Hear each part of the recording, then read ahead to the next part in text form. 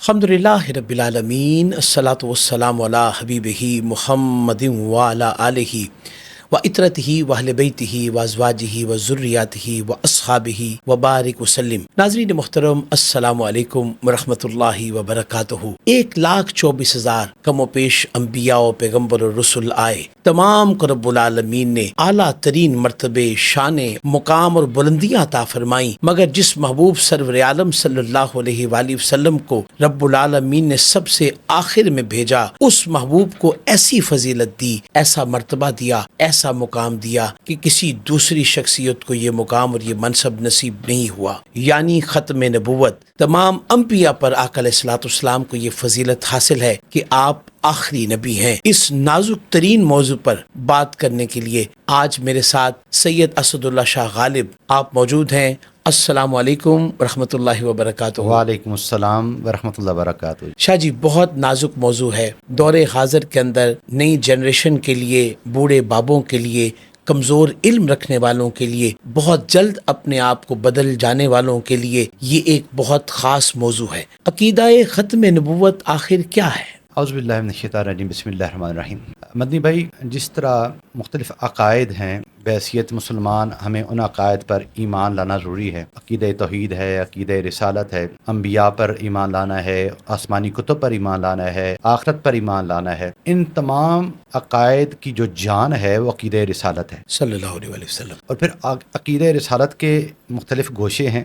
جس طرح باقی عقائد کی جان عقیدہ رسالت ہے، اسی طرح عقیدہ رسالت کی جان عقیدہ ختم نبوت ہے۔ واہ! ایک آدمی توحید کو مانتا ہے، رسالت پر یقین نہیں رکھتا۔ ایک آدمی آخرت کو مانتا ہے، رسالت پر یقین نہیں رکھتا۔ ایک آدمی آسمانی کتب کو مانتا ہے، عقیدہ رسالت پر یقین نہیں رکھتا، وہ صاحب ایمان نہیں ہو سکتا۔ ٹھیک۔ بمصطفیٰ برساں خیش کی دی ہماست، اگر بہو نہ رسیدی تمام بو لہابیست۔ ٹھیک۔ اچھا، اب ایک آدمی کہتا تو ہے کہ میں رسول اللہ صلی اللہ علیہ وسلم کو میں رسول مانتا ہوں، مگر میں آخری نبی نہیں مانتا۔ ٹھیک۔ تو جس طرح تمام عقائد ماننے کے باوجود اگر وہ عقیدہ رسالت کا انکار کرے تو وہ مسلمان نہیں ہو سکتا، اسی طرح اگر عقیدہ رسالت کو تسلیم کرے مگر عقیدہ ختم نبوت کو نہیں مانتا تو وہ بھی ہرگز مسلمان نہیں ہو سکتا۔ اب اس کے لیے آپ یقیناً مجھ سے دلیل مانگیں گے، یقیناً اس کے لیے دلیل کیا ہے آپ کے پاس؟ تو میں آپ کو بتاتا ہوں۔ دیکھیں، قرآن مجید کے اندر اللہ تبارک تعالیٰ نے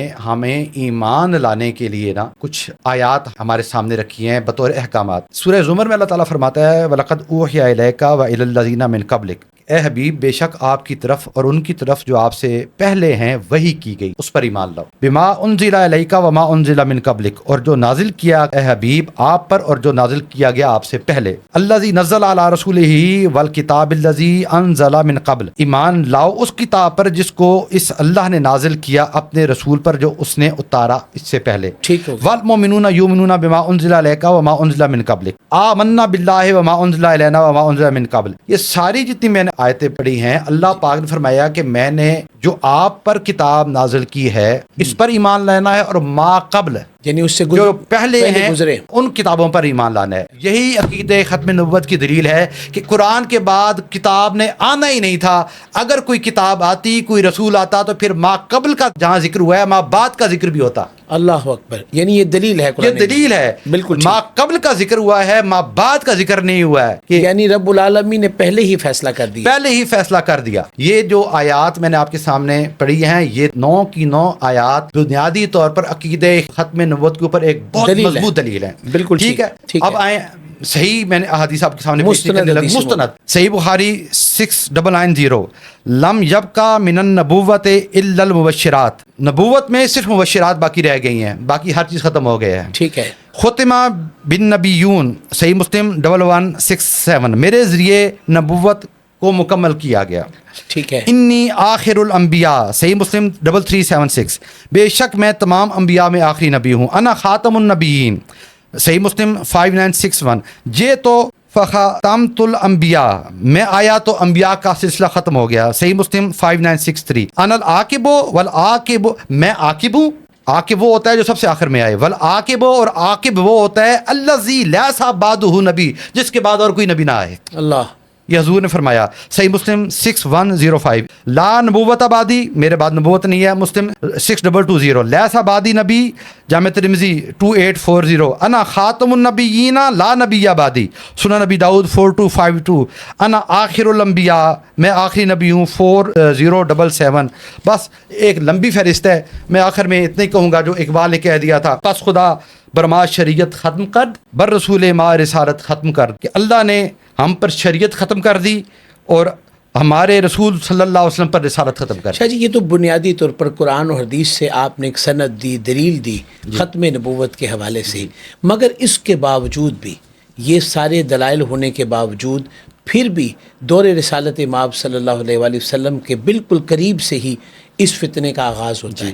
وہ کہاں سے کہاں تک چلتا ہے، پھر بڑے صغیر میں یہ کیسے داخل ہوتا ہے؟ یہ بات حقیقت ہے. کریم آقا علیہ الصلوۃ والسلام کا جب ظاہری وصال ہونے لگا تھا جی تو اس وقت ختم نبوت پر نقب زنی کا کام شروع ہو چکا تھا. ٹھیک ہے. میرے آقا علیہ الصلوۃ والسلام کے وصال پاک سے چند روز قبل جو آخری خبر بصورت وحی میرے کریم آقا علیہ السلام کو دی گئی، وہ اسود انسی جس نے یمن میں دعوی نبوت کیا تھا اس کی ہلاکت کی خبر دی گئی، اور ان کو ایک صحابی نے قتل کیا، اس کو اسود انسی کو، اور میرے آقا نے اس بشارت کو لوگوں تک پہنچایا. ٹھیک ہے. جب سیدنا ابوبکر صدیق رضی اللہ تعالیٰ عنہ مسند آرائے خلافت ہوئے، جہاں سے ختم نبوت کا کام میرے حضور نے چھوڑا تھا، سیدنا ابوبکر صدیق نے وہاں سے شروع کیا. ٹھیک ہو گیا.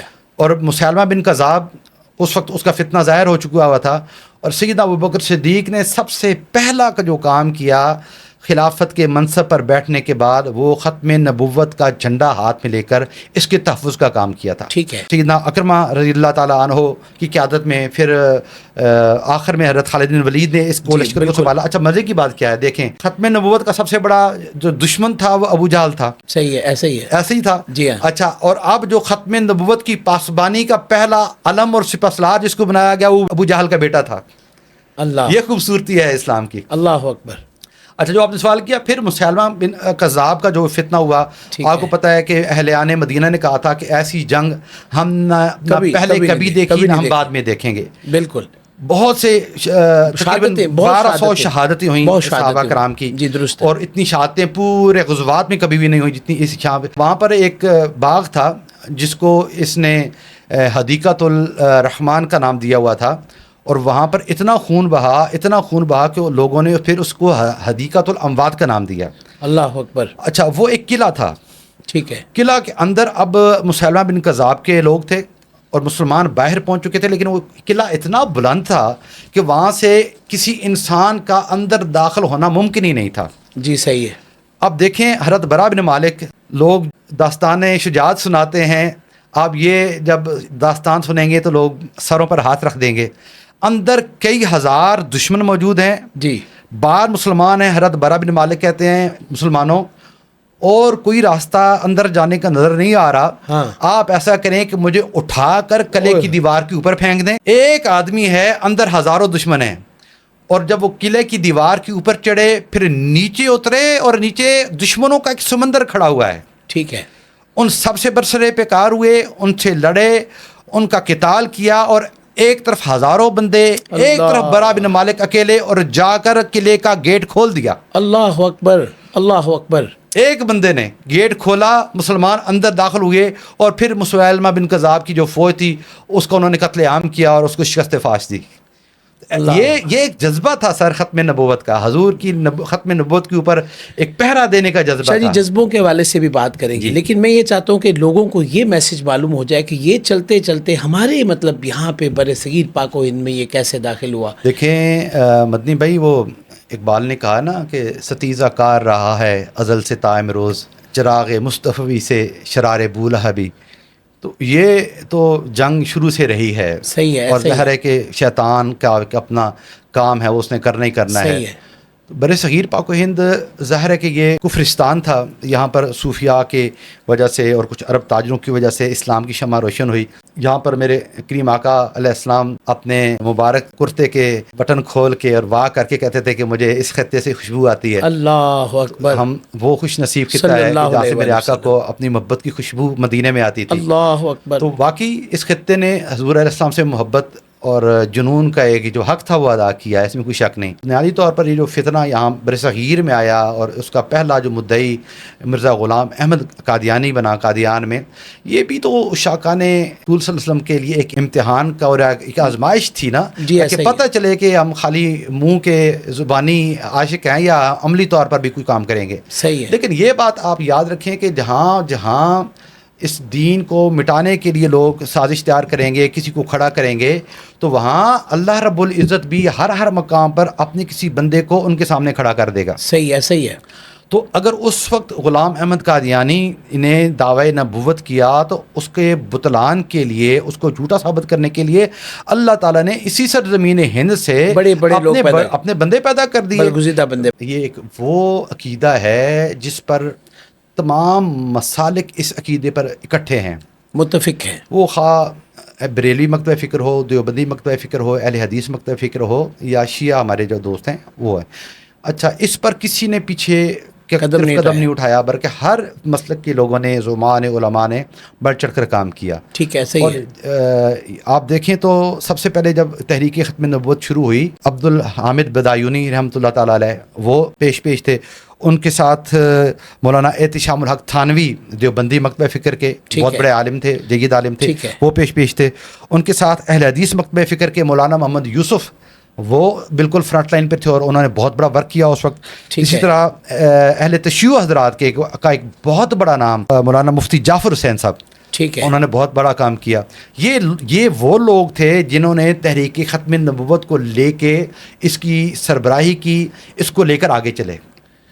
اور پھر یہ جب آگے آئی، ایک ختم نبوت ایک تحریک کی شکل میں ڈھل گئی، اور پھر اس کو جلسوں میں، سٹیجوں میں، اور مزے کی بات یہ ہے کہ ختم نبوت کا کوئی جلسہ ایسا نہیں تھا جہاں پر تمام مسالک والے اکٹھے نہ ہوتے تھے۔ ٹھیک ہے، وہ یعنی جلسہ ایک ہوتا تھا، سٹیج ایک ہوتا تھا، تو کبھی اس سٹیج پر مولانا ابو الحسنات کی تقریر ہوتی تھی، کبھی وہاں پر جو اہل حدیث کے مولانا محمد داؤد صاحب تھے وہ لوگوں کے ایمان کو حرارت دیتے تھے، کبھی وہاں پر مفتی کفایت اللہ صاحب لوگوں کے ایمانوں کو جلا بخشتے تھے، اور کبھی آلو مہار کا شہزادہ سعادہ پیر فیض الحسن صاحب اپنی خطابت کے جوہر دکھا کر لوگوں کو عقیدہ ختم نبوت کے چراغ ان کے دلوں میں روشن کرتے تھے۔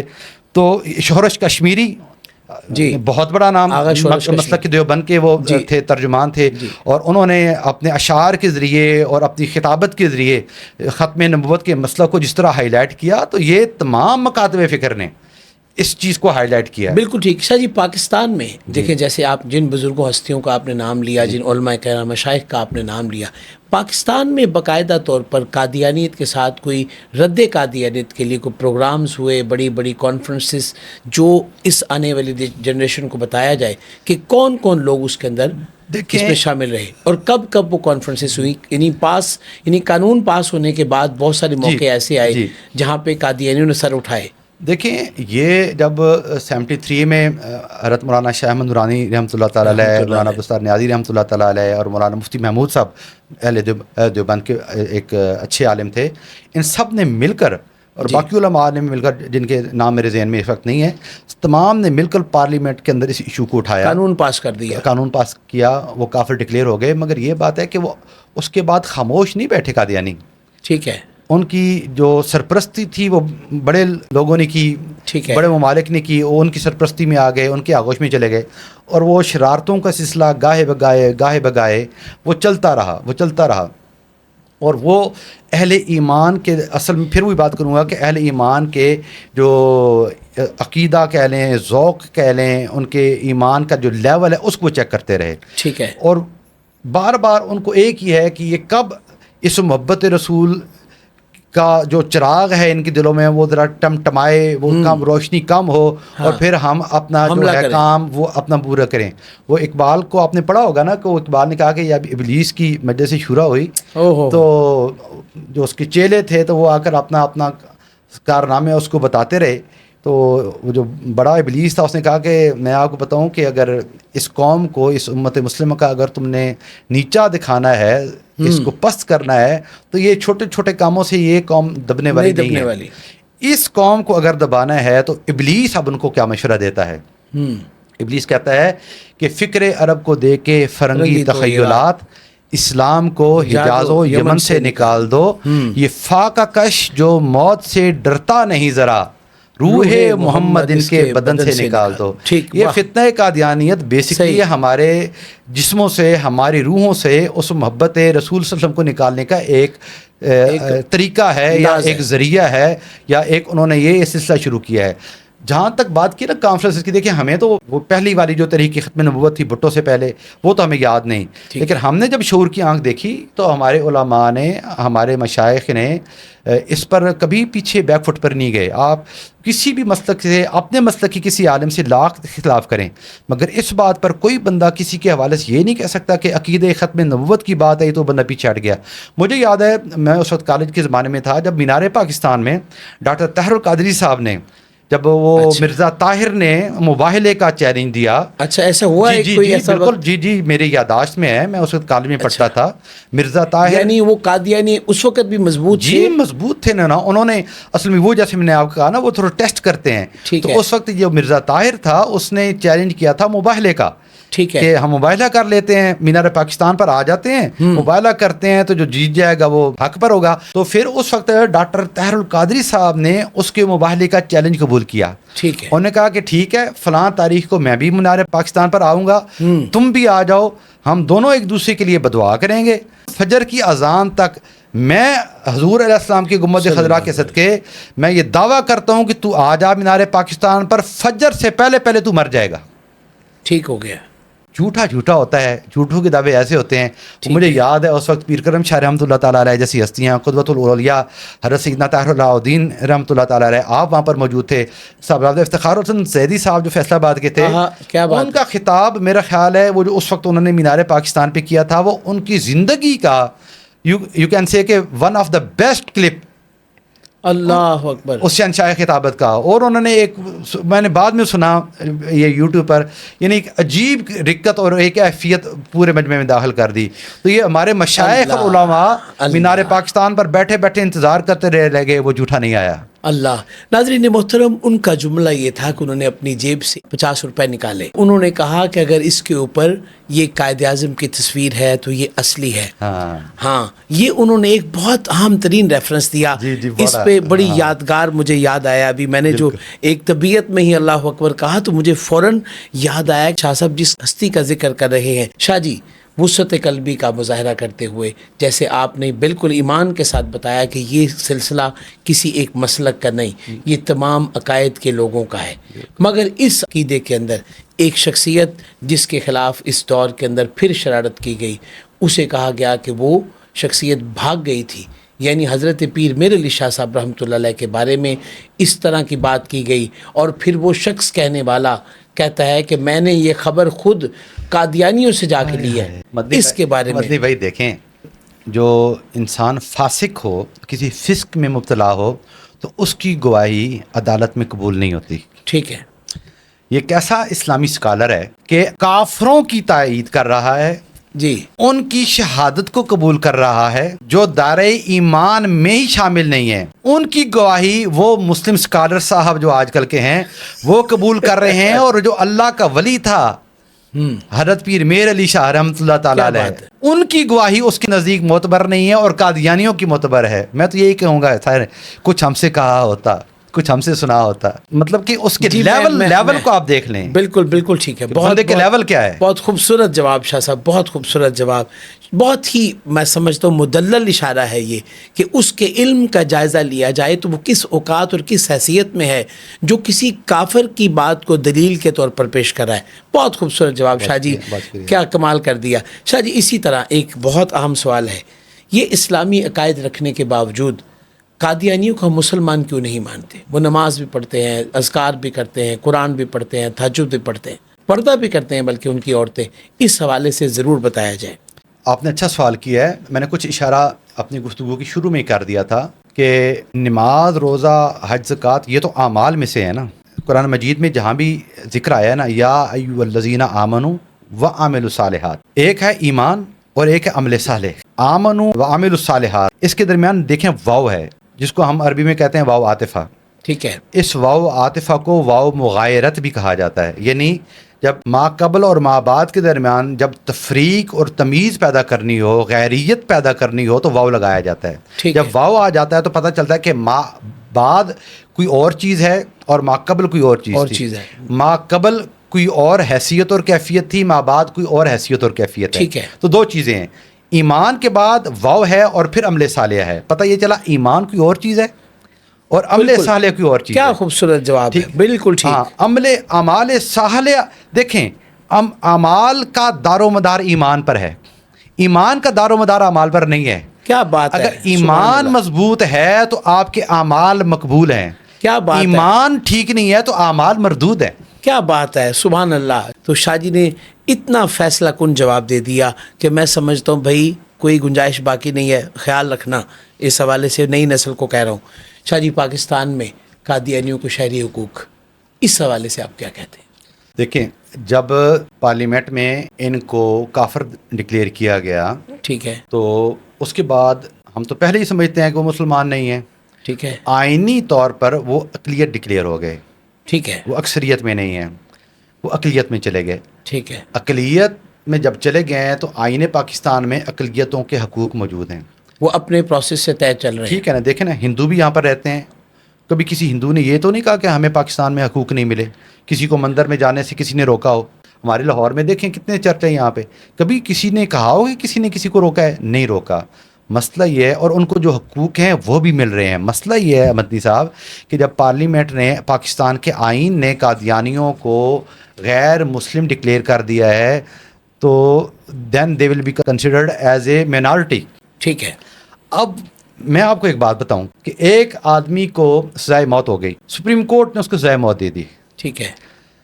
اب ایک اس کے پاس آخری چانس ہے کہ جو صدر مملکت ہے پاکستان کا، اگر وہ اس کو درخواست کرے کہ میری سزا معاف کر دے تو سپریم کورٹ کی دی ہوئی سزائے موت صدر مملکت ختم کر سکتا ہے، اپیل کو قبول کر سکتا ہے. لیکن وہ کہے کہ نہیں، میں نے قتل کیا ہی نہیں ہے، میں صدر مملکت سے کیوں معافی مانگوں، میں نے قتل نہیں. اچھا، وہ جو اختیارات ہیں صدر مملکت کے، نہ اس کو تسلیم کر رہا ہے اور نہ جو اس سے جرم سرزد ہوا ہے نہ اس کو تسلیم کر رہا ہے. صحیح ہے. اب آپ لاکھ چاہیں کہ اس بندے کو معافی مل جائے، صدر مملکت معافی دے دے، وہ کیسے معافی ملے گی جب تک وہ اپنی حیثیت کو تسلیم نہیں کرے گا.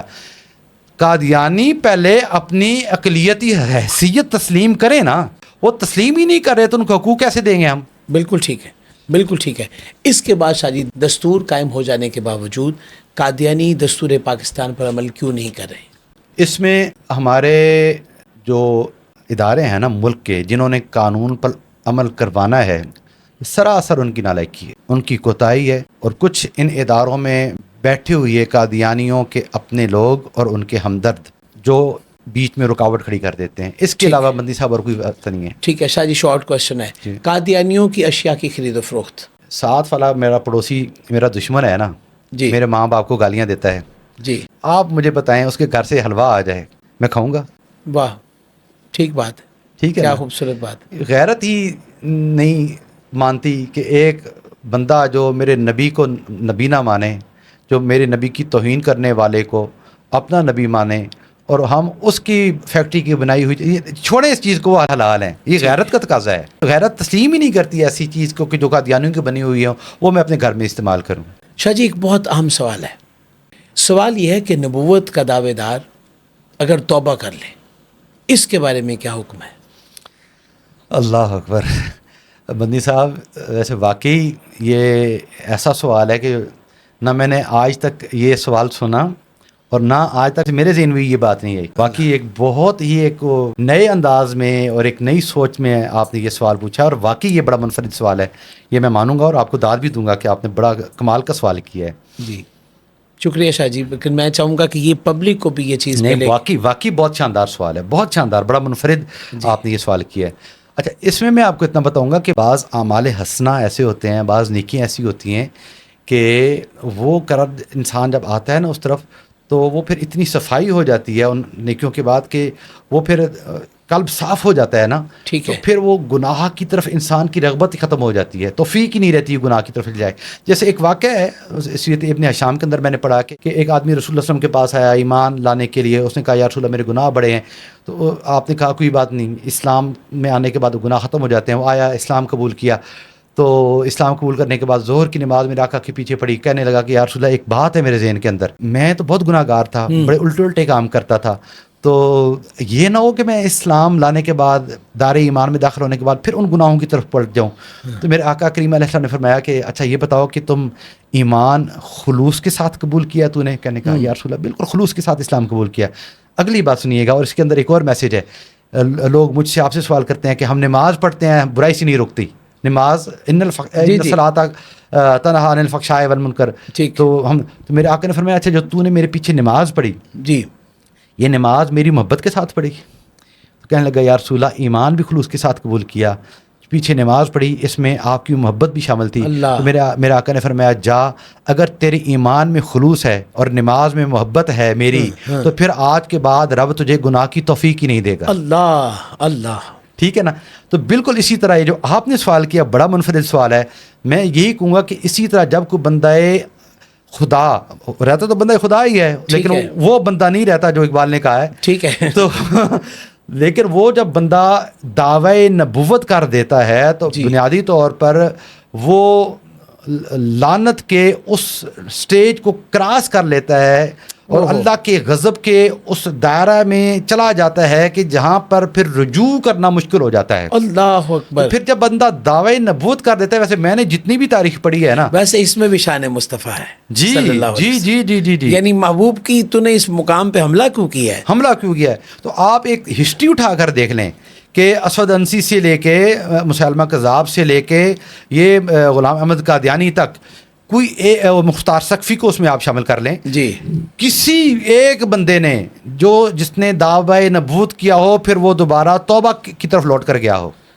ٹھیک ہے، یعنی جو بندہ دعوی نبوت کرے گا رب پھر اس کو توبہ کی توفیق ہی نہیں دیتا، وہ توفیق ہی چھین لیتا ہے اللہ تعالیٰ۔ اللہ اکبر، کیا فیصلہ کن بات ہے، توفیق ہی چھن جاتی ہے توبہ کی، اس کو اس طرف آنے ہی نہیں دیا جاتا۔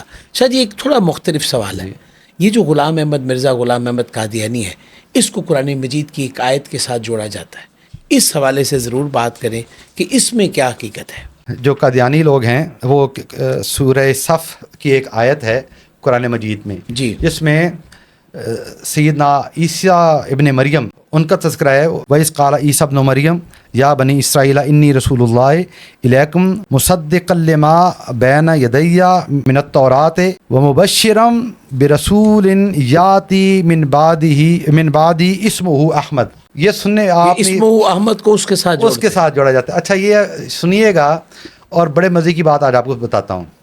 وہ کہتے ہیں کہ جو یہاں پر سیدنا عیسیٰ علیہ السلام نے کہا کہ میں تمہیں خوشخبری دیتا ہوں کہ میرے بعد ایک بندہ آئے گا، اس کا نام احمد ہوگا، تو وہ اس کو اس طرف لے جاتے ہیں۔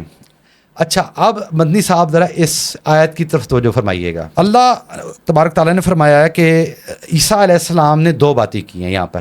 ایک سیدنا عیسیٰ علیہ السلام فرما رہے ہیں کہ انی رسول اللہ علیکم، اب دو کام ہیں، مصدقا لما بین یدیّ من التورات، ایک جو مجھ سے پہلی کتاب ہے تورات اس کی تصدیق کر رہا ہوں، ٹھیک ہے، پہلی بات غور کیجیے گا ذرا، میں بالکل جو مجھ سے پہلی کتاب آئی تورات اس کی تصدیق کر رہا ہوں، ومبشراً برسول یاتی من بعدہ اسمہ احمد، جو پہلی والی کتاب ہے اس کی تصدیق کر رہا ہوں، میرے بعد جو آنے والا احمد ہے اس کی خوشخبری دے رہا ہوں۔ کیا بات ہے، سبحان اللہ، واہ۔ اچھا اب دیکھیں عیسیٰ علیہ السلام سے پہلے کوئی اور کتاب نہیں تورات سے بجا، ٹھیک ہے نا، تورات آئی ہے، پھر عیسیٰ علیہ السلام پہ، تو اس کے درمیان کوئی انقطاع نہیں ہے، تو جو ما قبل کی کتاب ہے اس کی تصدیق کر دی، جو بغیر انقطاع کے ما بعد کا رسول ہے اس کی خوشخبری عطا فرما دی۔ کیا بات ہے، پھر یہ بات ہوگی ٹھیک۔ یہ جو کہتے ہیں نا مدنی صاحب کہ یہ آیت جو ہے وہ غلام احمد قادیانی کی نبوت پر دلیل ہے،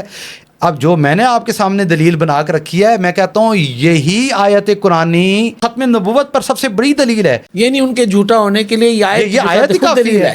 اچھا پھر آگے سنیں، دیکھیں اس کا نام احمد نہیں ہے. مدنی صاحب ایک اور دھوکہ ہے. اگر آپ اس کو صحیح گرامر کے لحاظ سے بولیں تو نام بنتا ہے غلام احمد.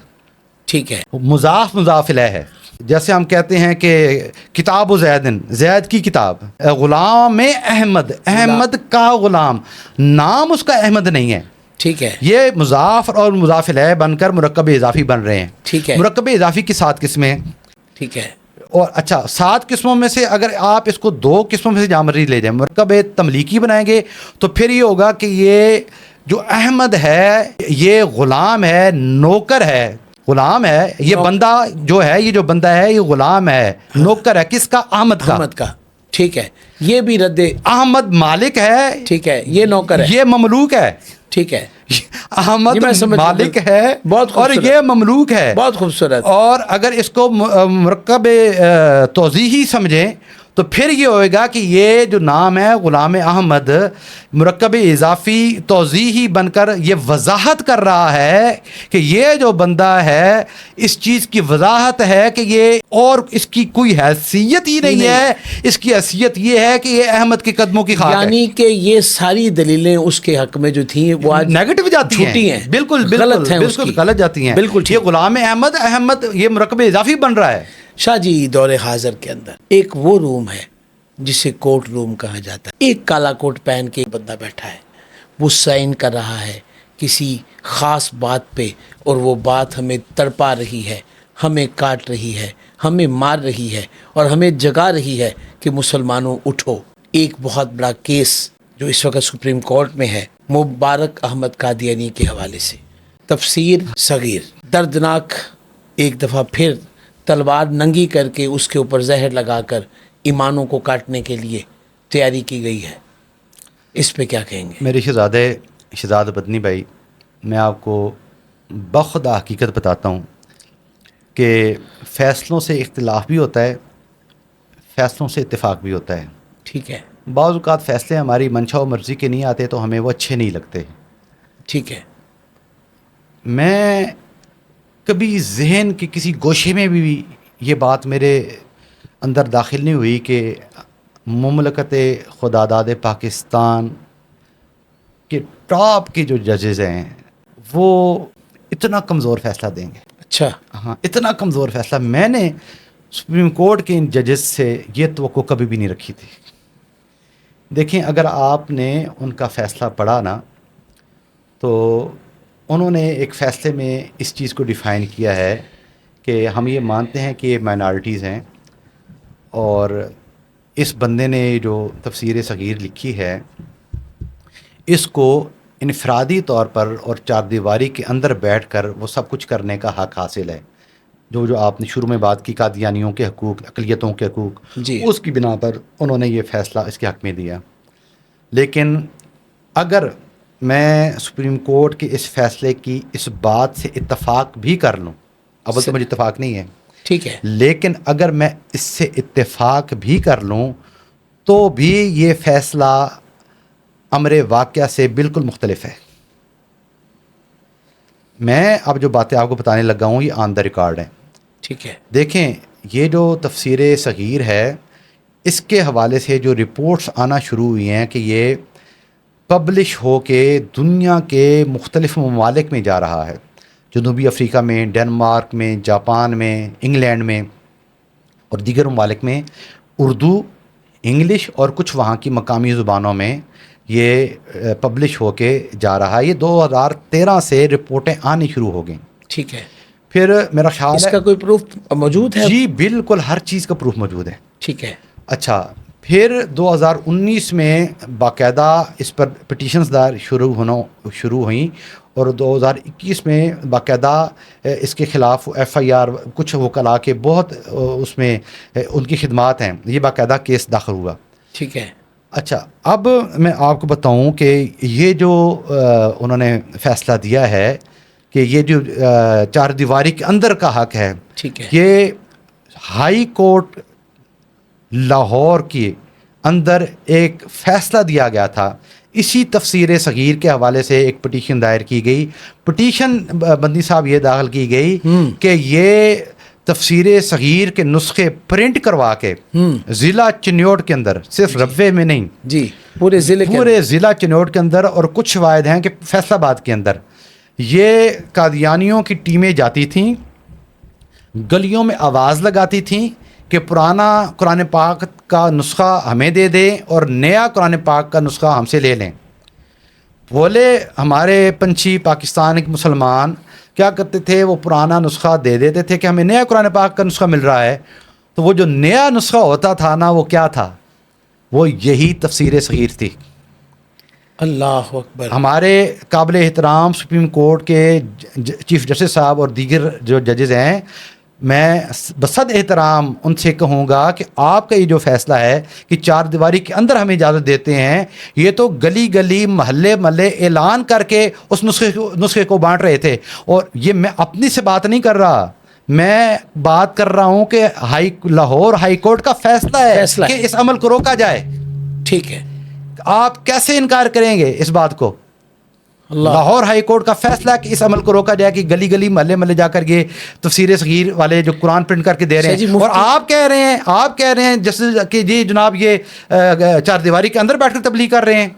اس سے بڑا اور جھوٹ ہے ہی کوئی نہیں آپ کا۔ اچھا، اب دوسری بات سنیں کہ اگر مثال کے طور پر میں یہ بھی مان جاتا ہوں جی کہ جی وہ 4 دیواری کے اندر کر رہے تھے، وہ جو لاہور ہائی کورٹ کا فیصلہ ہے وہ جھوٹ ہے، ٹھیک ہے، میں وہ بھی مان جاتا ہوں، مجھے بتائیں، آپ یہ ناظرین دیکھ رہے ہیں، یہ سورہ بقرہ کی آیت نمبر 4 ہے، ٹھیک ہے، وَبِالْآخِرَةِ هُمْ يُوقِنُونَ، تو وہ آخرت پر یقین رکھتے ہیں، اور تفسیر صغیر کے اندر یہ اسکرین پر آپ یہ ترجمہ دیکھیں، انہوں نے کیا جی انہوں نے کیا لگایا ہے؟ انہوں نے لکھا ہے کہ آئندہ آنے والی موعود باتوں پر یقین رکھتے ہیں۔ مدنی شہزادے مجھے بتاؤ یہ موعود باتیں کیا ہوتی ہیں؟ یہ موعود اسی شخص کے لیے جو ایک ریفرنس ہے اس کا کہ کو کوٹ کرتا ہے اپنے بارے میں، ٹھیک ہے نا جی۔ مجھے بتائیں، آپ صاحب علم ہیں، صاحب شعور ہیں، صاحب عقل ہیں، علم سے آپ کا واسطہ ہے کہ یہ قرآن مجید کے اندر تحریف ہے کہ نہیں؟ 100% تحریف ہے یہ تو، ٹھیک ہے نا، قرآن کے ترجمے کو انہوں نے تبدیل کیا ہے کہ نہیں کیا ہے نا؟ یہ قارئین بھی اور سامعین بھی یہ ترجمہ دیکھ کر آپ لوگ فیصلہ کریں، آپ دیکھیں ذرا، آپ اس کا فیصلہ کریں کہ یہ تحریف قرآن میں یہ ان کا عمل شامل ہوتا ہے کہ نہیں ہوتا ہے نا؟ انہوں نے قرآن کی مانوی تعریف کی ہے، تو مجھے بتائیں کہ اگر چیف جسٹس صاحب کا اور سپریم کورٹ کے ججوں کا وہ فیصلہ ہم مان بھی لیتے ہیں، ہم نہیں مانتے لیکن ایک مثال کے طور پر مان لیتے ہیں کہ انہوں نے 4 دیواری کے اندر اس کی اشاعت کی، تو یہ جو تحریف قرآنی ہوئی ہے، کیا اس کی چیف جسٹس آف پاکستان میں آپ سے بصد احترام یہ سوال کرنا چاہ رہا ہوں کہ یہ جو تحریف قرآن ہے، کیا آئین پاکستان میں اس کی کوئی سزا متعین ہے یا نہیں؟ اللہ اکبر، اللہ اکبر۔ شاہ جی اس حوالے سے جیسے آپ نے ایک بہت بڑا مطلب جذبے کے ساتھ ایک سوال کر دیا، ہمارے مفتی منیب الرحمان صاحب، ہمارے تقی عثمانی صاحب، حسین الدین شاہ صاحب یا دیگر ہمارے بزرگ تمام عقائد کے، چاہے وہ دیوبندی ہیں، اہل حدیث ہیں، اہل تشیع ہیں، اہل سنت سواد اعظم سے تعلق ہے، تمام اس بات پہ متفق ہیں، لیکن ابھی تک کوئی اس کا لاہ عمل کیوں نہیں پیش کیا جا سکا؟ مندی بھائی، جیسے میں نے آپ کو شروع میں کہا نا کہ جب یہ شرارتیں اٹھی ہیں، اللہ تعالیٰ نے کوئی نہ کوئی مرد مجاہد بھی اتارے ہیں۔ جیسے میں نے آپ کو حوالہ دیا کہ ڈاکٹر طاہر القادری صاحب نے اس وقت 80s میں ان کو مبالغے کا چیلنج قبول کیا اور ان کو دریا میں غرق کر دیا ان کو۔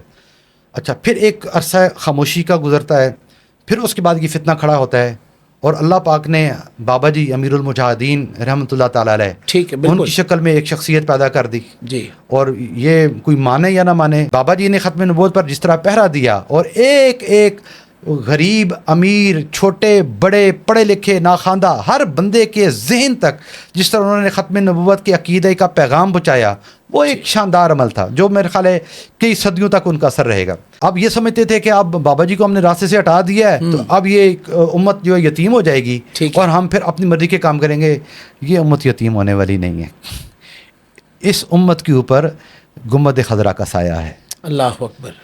یہ آپ ایک بندے کو راستے سے ہٹائیں گے، 10 بندے الحمدللہ اس سے زیادہ جذبے والے راستے میں کھڑے ہو جائیں گے۔ یعنی ہمارے بزرگان، یہ بزرگ اس پہ کام کر رہے ہیں الحمدللہ۔ آپ دیکھیں بابا جی دنیا سے چلے گئے تو مفتی منیب الرحمان صاحب نے یہ بیڑا اپنے ہاتھ میں اٹھا لیا۔ خوشی کی بات یہ ہے کہ ساتھ جو دیگر مسالک کے لوگ ہیں وہ اپنے سارے اختلافات بلا کر مفتی تقی عثمانی صاحب ہوں، علامہ شام علی زید صاحب ہوں، دیگر علماء ہوں، قائل تشیع ہیں یا جو بھی ہیں، ہمارے اختلافات آپس میں ہو سکتے ہیں جی، لیکن ہمیں غیر جانبداری کے ساتھ سب کو کریڈٹ دینا چاہیے۔ واہ، جو بزرگ بھی ختم نبوت پر کام کرے گا وہ ہمارا امام ہے، وہ ہمارے سر کا تاج ہے، وہ ہماری آنکھوں کا نور ہے، وہ ہمارے دل کا سرور ہے۔ کیا بات جو ہے، بھی ختم نبوت کا کام کرے گا ہم اس کے نوکر ہیں، بالکل ٹھیک ہے، ہم اس کے خادم ہیں۔ کیا بات ہے۔ میرا دل کرتا ہے ایک ایک شخص کا نام لوں اور جس نے بھی 100 لاکھ اختلافات بھی ہوں لیکن وسعت قلبی اور ایمان کا جذبہ ختم نبوت کے حوالے سے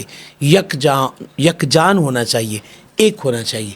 بڑا حیرت انگیز سوال ہے، جو نبوت کا دعوے دار ہو، جس پہ نبوت اتری ہو، اس کا خاتمہ، وہ پیغمبر، انبیاء جتنے بھی لوگ، اس حوالے سے بات کریں کہ ان کا خاتمہ کس طرح ہوتا ہے۔ دیکھیں، میں اپنے پاس سے بات کروں گا تو لوگ شاید میری بات سے اختلاف کریں گے، ان کا حق بھی ہے، لیکن میں جس ہستی کے الفاظ آپ کے سامنے پیش کر رہا ہوں، مجھے نہیں لگتا کہ کوئی کلمہ گو اس کے ایک لفظ یا ایک زبر سے بھی انکار کر سکے۔ اللہ اکبر۔ ترمذی شریف کے اندر شمال نبوی کے باب میں غالباً حدیث ہے، تو کریم آقا علیہ السلام نے فرمایا کہ عبد الرحمن بن ابی بکر رضی اللہ تعالیٰ عنہ، ان سے یہ روایت ہے، آپ فرماتے، وہ روایت کرتے ہیں سیدنا عائشہ رضی اللہ تعالیٰ عنہ سے، اللہ امہات المومنین سے، جی، کیا بات ہے؟ ان سے یہ بات روایت کر لیتے ہیں۔ امی جان نے فرمایا، قالت لما قبض رسول اللہ صلی اللہ علیہ وسلم اختلفوا فی دفنہ، کہ جب رسول اللہ علیہ وسلم کا ظاہری وصال دنیا سے ہو گیا تو ان کو دفن کہاں کیا جائے، اس پر صحابہ کے اندر تھوڑا سا سوال پیدا ہوئے، اختلاف پیدا ہوئے۔ فقال ابو بکر، سیدہ عائشہ فرماتے ہیں کہ میرے ابا جان سیدنا صدیق اکبر رضی اللہ تعالیٰ، آپ نے فرمایا، سنیے گا، سمیتو، حضرت ابو بکر صدیق فرماتے ہیں، صدیق اکبر، وہ فرماتے ہیں سمیتو، میں نے سنا، من رسول اللہ صلی اللہ علیہ وسلم شیئن ما نسیتہ قالا، وہ فرماتے ہیں کہ مجھے اچھی طرح یاد ہے جسے میں بھولا ہرگز نہیں، میں نے اپنے آقا و مولا سے سنا، قالا، میرے آقا نے فرمایا، ما قبض اللہ نبیا الا فی الموضع الذی یحب ان یدفن فیہ۔ وہ ابو بکر صدیق فرماتے ہیں میرے آقا نے فرمایا کہ رسول اللہ صلی اللہ علیہ وسلم کا ارشاد مبارک ہے کہ انبیاء کی وفات وہاں ہوتی ہے، یعنی انبیاء کو جس جگہ ان کی روح قبض کی جاتی ہے اس جگہ روح قبض کی جاتی ہے جہاں وہ دفن ہونا پسند فرمائیں۔ اللہ اکبر۔ اور یہ ایک ہسٹری ہے، اگر آپ تاریخ دیکھ لیں تو جن جن انبیاء کی وفات کی جگہ معلوم ہو، آپ دیکھیں گے کہ ان میں سے اکثر انبیاء جہاں ان کی روح قبض ہوئی ہے، اکثر کی بات کر رہا ہوں، جی، وہی ان کا مدفن بنا ہے، کیونکہ اللہ کے حبیب نے فرمایا کہ انبیاء کی روح جس جگہ قبض کی جاتی ہے وہی اس کا مدفن ہوتا ہے۔ اور اگر یہ مردود ملعون غلام احمد اپنے آپ کو نبی کہتا ہے تو اس کے جو پیروکار ہیں ان کو نہیں پتا کہ اس کی وفات کہاں پر ہوئی، بالکل، تو اسی جگہ پھر اس کا مدفن بھی ہونا چاہیے تھا۔ جو جس ٹرک میں، گاڑی پہ ایک لائٹ جل رہی ہو نا اور ایک نہ جل رہی ہو، اس کا چلان ہو جاتا ہے، اور جو انسان جس کی ایک آنکھ ہو ایک نہ ہو تو وہ شاہراہ نبوت پر آ کر کھڑا ہو کر کہ میں نبی ہوں، یہ اس کے ماننے والوں کی عقل پر ماتم ہے۔ بالکل۔ اور جہاں تک یہ بات ہے قادیانیوں کی، میں آخری بات یہ کہنا چاہوں گا کہ دیکھیں مدنی بھائی، ہر چیز کے کاپی رائٹس ہوتے ہیں، جی، کوئی چیز بھی آج کے دور میں بنتی ہے نا تو اس کی کاپی، آپ نے ایک دکان بنا لی، اس کا جو نام آپ نے رکھ دیا، وہ آپ کی، وہ نام آپ کی ملکیت ہو جائے گا، ایسے ہی وہ آپ کے بعد آپ کے بیٹوں کو جائے گا، آپ کے کسی دوست بھی اس کی ملکیت کا دعوے دار نہیں ہو سکتا۔ اللہ اکبر۔ یہ جو قرآن پاک ہے نا، جی، اس کے کاپی رائٹس الحمدللہ امت مسلمہ کے پاس ہیں، کیا بات ہے، اس کی ملکیت حقوق اسی کے پاس ہیں جو غلامان رسول ہیں۔ کسی کانے دجال کا پیروکار اس قرآن پاک کے کاپی رائٹ حاصل نہیں کر سکتا، نہ وہ اس کے اندر تعریف کر سکتا ہے۔ کیا بات ہے۔ ناظرین محترم، شاہ صاحب نے کیا خوبصورت آخری بات کی کاپی رائٹس کے بارے میں، اور جو کاپی اور رائٹس رب العالمین نے ختم نبوت کی مہر لگا کر سرور عالم جانے جانا کو عطا کیے، یہ رب العالمین نے کسی اور کو نہیں بخشے۔ یقیناً آپ آج کی اس گفتگو سے، پوڈ کاسٹ سے اندازہ لگا رہے ہوں گے کہ ہمارے جذبوں میں تاجدار ختم نبوت صلی اللہ علیہ وآلہ وسلم کے حوالے سے کس قدر عقیدت پائی جاتی ہے۔ وہ شخص اہل حدیث ہے، وہ شخص دیوبندی ہے، وہ شخص اہل تشیع ہے، وہ سواد اعظم اہل سنت سے تعلق رکھنے والا ہے، وہ کوئی بھی شخص ہے، وہ ہمارے سر کا تاج ہے جو ختم نبوت کے لیے کام کر رہا ہے۔ امید کروں گا آج کی پوڈ کاسٹ سے آپ نے بہت کچھ سیکھا ہوگا۔ میں شکریہ ادا کرتا ہوں سید اسد اللہ شاہ صاحب غالب آپ کا کہ آپ نے بیٹے ہونے کا حق ادا کیا، اپنے نانا کے لیے ختم نبوت کے حوالے سے جو خوبصورت دلیل پیش کی ہمارے سامنے قرآن و حدیث کی روشنی میں، یقیناً یہ ہم سب کی تربیت کے لیے اور نسلوں کے لیے ایک بہت بڑا سبق ہے۔ والسلام علیکم ورحمۃ اللہ وبرکاتہ۔